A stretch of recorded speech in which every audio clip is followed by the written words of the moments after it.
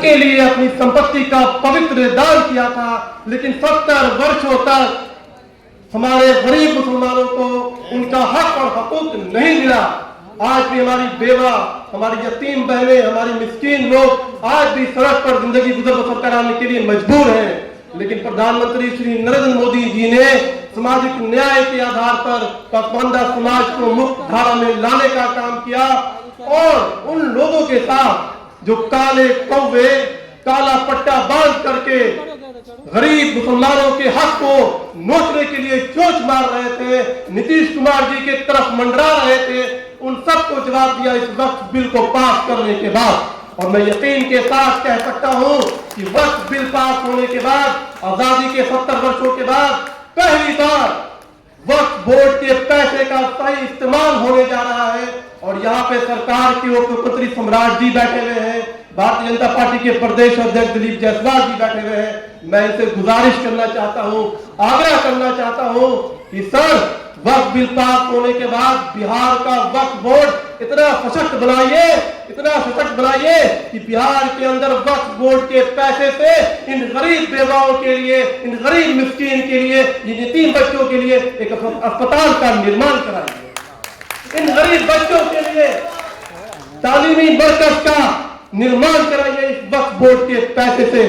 और जो हमारी बेवाएं हैं, जो हमारी मिस्कीन है, जिनका कोई सहारा नहीं है, वक्फ बोर्ड एक कार्ड बनवाइए वक्फ बोर्ड के माध्यम से, और उनको उस वक्फ बोर्ड के कार्ड के माध्यम से उनको सुविधा दिलवाइए ताकि उनकी जिंदगी में जो है बदलाव आए। जो उद्देश्य वक्फ बिल पास कराने का प्रधानमंत्री का, उसकी शुरुआत मैं चाहता हूं कि बिहार से हो।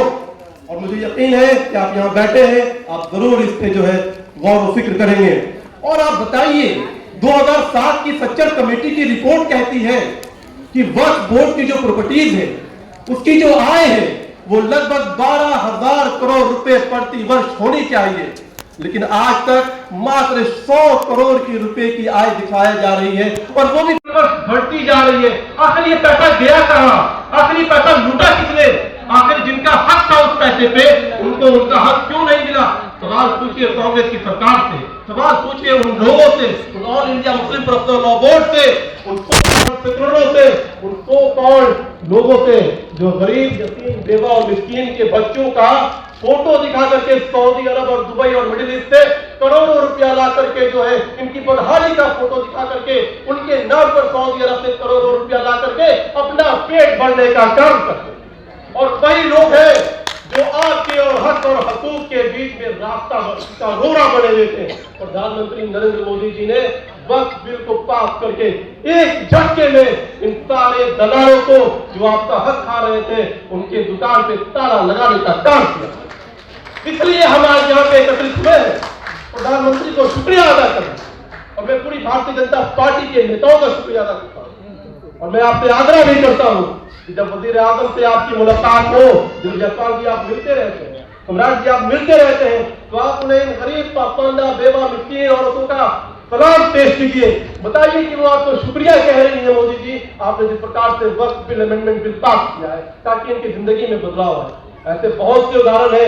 ये पासमानदा समाज सिर्फ 70 वर्षों से बदहाल नहीं है मेरे भाइयों बहनों, बल्कि ये पिछले बाबा कबीर दास के जमाने से हजारों वर्षों से ये पासमानदा समाज जो है पिछले पायदान पर है। आप सोचते होंगे कि मुगलों का शासन रहा होगा, मुगलों का शासन काल में जो हमारी स्थिति बहुत अच्छी रही होगी, ये बिल्कुल ऐसा नहीं था। बल्कि मुगलों के शासन काल में निबाकत का सिस्टम था।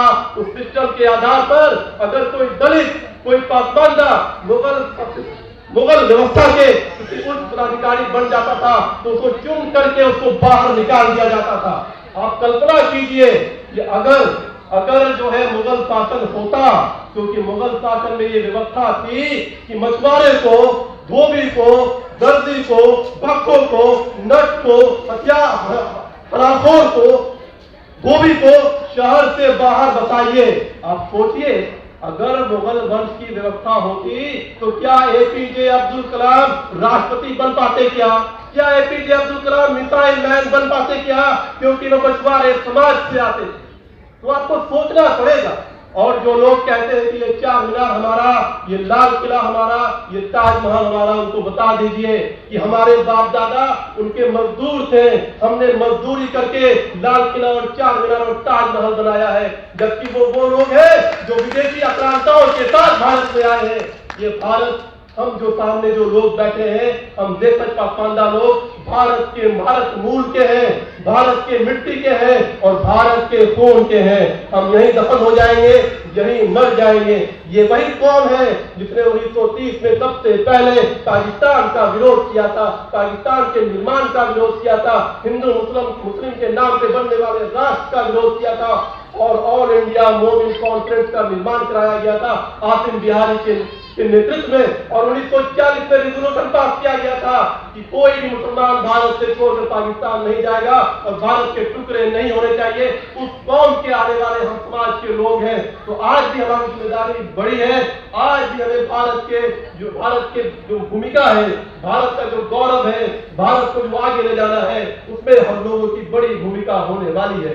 तो इसलिए आप किसी के बहकावे में न आए, आप किसी के विमर्श में न आए, क्योंकि ये देश आपका है, ये प्रधानमंत्री आपके हैं और ये वजीर आजम आपके हक और हकूक के लिए सोचते हैं। भाइयों बहनों, ट्रिपल तलाक वजीर आजम ने बैन किया, इन लोगों ने उसकी मुखालफत की और मुखालफत का कारण क्या बताते हैं कि गैर इस्लामिक है। पूरे कुरान के 300 पारा के अंदर ट्रिपल तलाक का एक भी जिक्र नहीं है और ये कह रहे थे कि ये गैर इस्लामिक है। प्रधानमंत्री ने आपको जिंदगी दी, आपकी जिंदगी में